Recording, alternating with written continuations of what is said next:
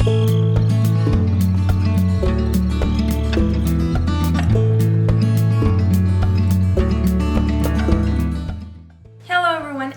back to my channel. This is the second part of how I sleep train my baby, or basically my experience helping my baby sleep through the night. If you have watched my previous video, thank you for following me here. This is a lot of information and I needed to break it down into parts.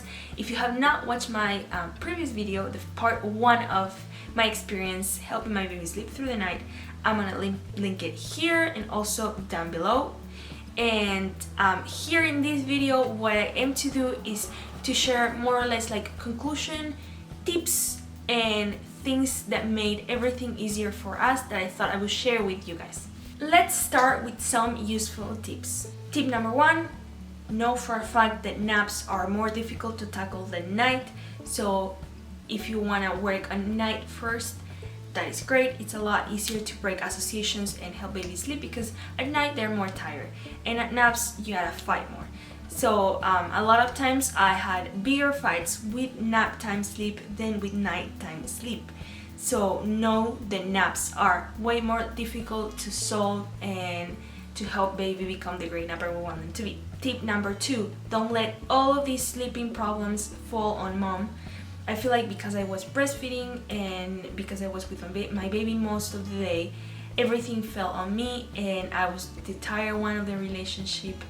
I was a mess. I did not get enough sleep for the first 4 months of my baby's life. So I would say if you are a dad out there or you have a grandma or someone that can help, don't let all of these fall just on mom, please. Tip number 3. Find the best sleeping arrangement. When I have my second baby, so in the future when I get pregnant again and I have my baby number 2, I'm gonna do a few things differently than I did with Magnolia, because with Magnolia I follow all of the expert advice. So the World Health Organization says baby should sleep with mom or parents' room until they're 6 months old. They do not recommend anything in baby's crib for a risk of seats. They recommend that you do not sleep with your baby, you do not fall asleep with baby in arms, you do not, basically baby has to sleep in an empty space that has absolutely nothing, all on her own, right there in the middle. And that is something you can achieve, but it's a lot of work. And when I have a second baby, it's not that I want to put that baby at risk at all whatsoever, but I'm gonna be way more flexible about what I tolerate and what is gonna work best for me. So if you're a mom that wants to co-sleep with baby, great. That didn't work for me, but maybe I think it would have been easier to help baby sleep with I don't know what they're called, but I'm gonna leave a photo. Basically it's like a pillow that helps baby feel more contained inside the crib or the bassinet. I would get that for baby, because my baby, I feel like she felt like she was in a too wide open space, and that is never cozy for a newborn, and she didn't want to be cold and open like that on a bassinet or on her own. She would like my arms and all the things better. So for baby number 2, I'm going to change that because I think that will make a huge difference in achieving the goals of letting baby sleep or self-soothe on her own. Tip number 4, understand that babies go through phases and regressions. Sometimes you feel like it's getting better and sometimes it's like getting worse. But if your baby is a good sleeper, or you are doing things right and you're tackling all of these concepts, even if you have a bad week or a bad night, baby will go back to the good again. So be aware that this can happen, the regressions, be aware of the ages where that can happen. Ask for help if you need it. So there's a lot of coaches, sometimes they have question and answer sessions. Be in tune with those experts and ask for help, and know that there are solutions for these sleep regressions and you're gonna get through that. Another tip is don't compare yourself to other moms or other babies. I was tired of seeing at 4 or 5 months old babies that were at my baby's age that would sleep through the night. Moms were super happy, had to do nothing. My baby would just put her in the crib and she would sleep through the night and everything is wonderful and I'm the best mom ever. And I would feel like crap completely, to be honest with you.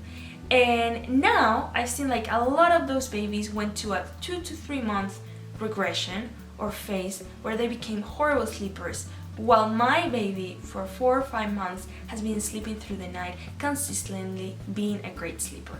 So don't let those first months determine who your baby's gonna be as a sleeper or who are you as a mom. Every baby is different, every mom is different, but I can assure you personally, because it took me a lot of hard work, but I achieved what I wanted. So if you are out there desperate, not getting enough sleep, let me tell you that if you do things right, if you do it with patience, if you ask for help, if you grasp the concept and understand why your baby is sleeping that way, at some point, sooner than later, your baby is gonna become a good sleeper, because you put in that effort, because you're helping baby get in the best situation, the best circumstances to achieve that good sleeper status, to become a great sleeper. So you're gonna make it, mom, don't worry so much. And the last tip I want to give you is that if you have a monitor, practice the non-intervention. So this obviously doesn't work for a newborn, and by a newborn I mean younger than 2 or 3 months old. But for older kids, sometimes they cry or get fussy for 5 to 10 minutes and they actually do not need you. It took me a long time to understand that Magnolia was not awake from 4 to 5 a.m. in the morning. It was just a period of time where she would just move and cry a lot in her sleep. So I thought she was awake, and I thought I had the worst luck ever, and I thought, how is it possible that for an hour she's moving and moving and moving and there's nothing I can do about it? But if you have a monitor and just wait, count to 5, wait a few minutes, just let baby figure it out on her own, sometimes she will, and that is wonderful. So give them the chance to do it on her own, and the monitor gives you the peace of mind to just be watching them and say, look, she's putting herself back to sleep, or she's okay, she's not standing up, she's not crying, her eyes are not open, etc. So monitor, keeping an eye, and wait. Don't make your first reaction be just jump out of bed and go pick up baby. Don't. Just wait for that minute. And now let me give you this long list of things that work wonders for us. Number 1 thing, white noise machine, 100% recommended. That even helps me right now fall back asleep. It just gives the outside noise, you don't hear it so much, so babies are super sensitive. They go through a phase where you cannot even walk in the same room without like them waking up for the hearing, for hearing you breathe, basically. Like Magnolia went through a phase, I think she was like 4 months old, where I couldn't even close the door without her waking up to that noise. So white noise sort of like camouflages that noise, makes it more distant, less obvious, and their brain like gets into the white noise or pink noise if you want, but we use white noise, and baby like concentrates on that and helps a lot for new environments or for busier environments, or if you have older kids, or if you cook next door, like on the next wall, like right next to them, basically the kitchen is like close by, things like that. That helps a lot. 100% recommend white noise. Tip number 2, dark room. Starting at 3 months old, 4 months old, you should put your baby for naps in a dark room, and that will definitely help them.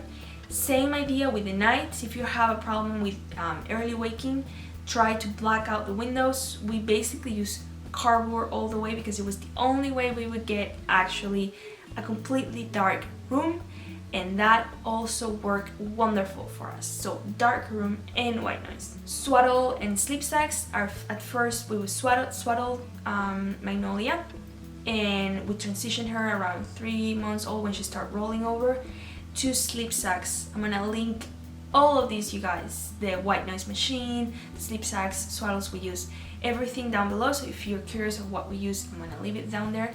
But the sleep sacks work wonderful, and the transition was super easy. We just transition her slowly throughout a week. First one arm out, the second the other arm, and then we'll just make it looser, and change it to a swaddle for her naps first, and then the night. And that also worked great for us. Swaddles are awesome. They help her feel a little bit more contained. Our baby was a kicker, so it was important for her to feel like a little bit of containment. And also when babies start to walk and crawl and climb, sleep sacks prevent baby to climb on the bed and like get out of the bed. So if you have like a 1.5-year-old that likes to climb cribs, sleep sacks may be a good solution. A huge thing that worked for us was creating a nighttime routine and later a nap time routine. For our nighttime routine, if you haven't watched our nighttime routine, I'm gonna link it here. Basically, it works the same. So that I recorded that, I think she was 9 months old when I recorded that nighttime routine. We've been doing the same for basically her whole life. Let me think. She was probably 6 weeks old. No, younger. She was probably 4 weeks old when we started her nighttime routine. At first, it did not look at all like she knew what she was doing. It felt like we were doing the sacrifice for nothing, but we are consistent. Every night we follow the same routine and it works wonders. Just be very consistent. It takes a lot of work to do that every single day, every single night. But right now, for the last 5 months, we just say good night, a kiss, and put her down, and she sleeps. She doesn't need any help at all. Well, let me tell you, there's a few nights every now and then, like twice a month, where she does need some help and she does fuss some, but that's normal. We don't pretend them to be robots. But nighttime routines work wonders. And then we implemented a nap time routine, which basically requires putting on sleep sack, turning on the white noise, getting her in the black room, some rocking, and putting her down half asleep. That was our nap time routine. It's like 5 minutes, and it also works wonders for us. How did we tackle transitions?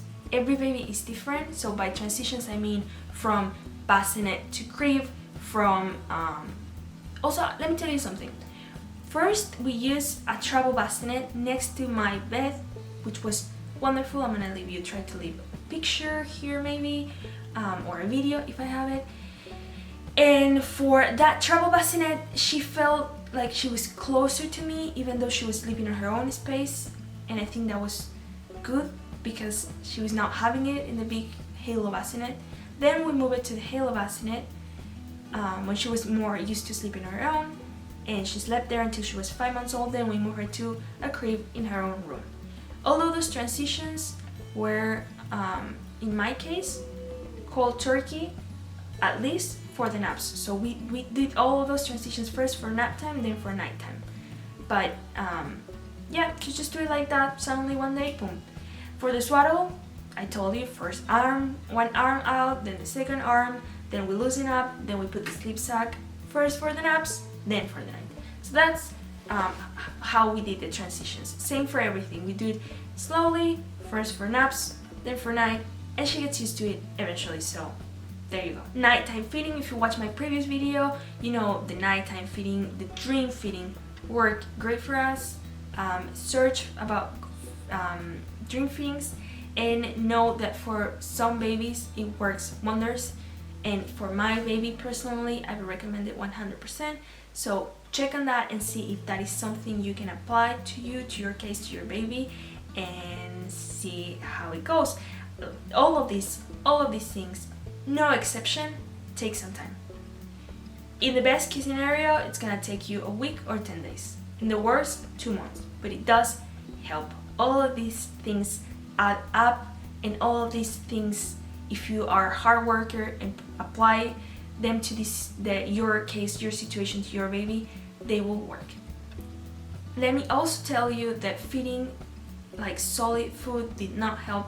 So if you're feeling tempted about breaking the rules, quote unquote breaking the rules, and using cereals on your baby bottle, do not do that. If you're not comfortable doing that, don't feel like you have to do that for your baby to sleep through the night. You do not. It didn't work. Like, we didn't try the cereal feeding, but everyone was like, when they start eating solids, they're gonna become great sleepers. No, she started on solids at 6 months. She's a great eater. She would eat a lot and still not sleeping through the night until 8.5 months old. So we did baby led weaning. If you're into baby led weaning, I'm also linking the video about how we did baby led weaning, my tips about baby led weaning, but don't rely on that for your baby to sleep. Just be consistent on all the tips and the concepts that I'm giving you. And I think that was basically everything I wanted to share with you guys. This is a lot of information. As you guys can see, like, I have a lot of notes. I hope I covered everything that I wanted to cover. I hope you find this video useful. It's a lot of things, but I recommend you grab a piece of paper, you grab a pen, write down all of these concepts, check all the videos that I'm gonna link down below, and make sure that you understand what your baby's going through before you get desperate about it. Eventually, if you are consistent, if you understand what you're doing, baby is gonna become a good sleeper. I can swear by it. I had not had a easy situation. My baby was a horrible sleeper and I achieved it, and if I can do it, you can do it too. Good luck with that, mamas. I hope you get a good night's sleep soon enough, and don't be scared to ask for help. Thanks for watching this video. Don't forget to leave your questions or comments down below, and I'll see you soon. Thank you so much for watching. Don't forget to subscribe, give this video a thumbs up, and share it. I will be uploading new videos every week. See you soon!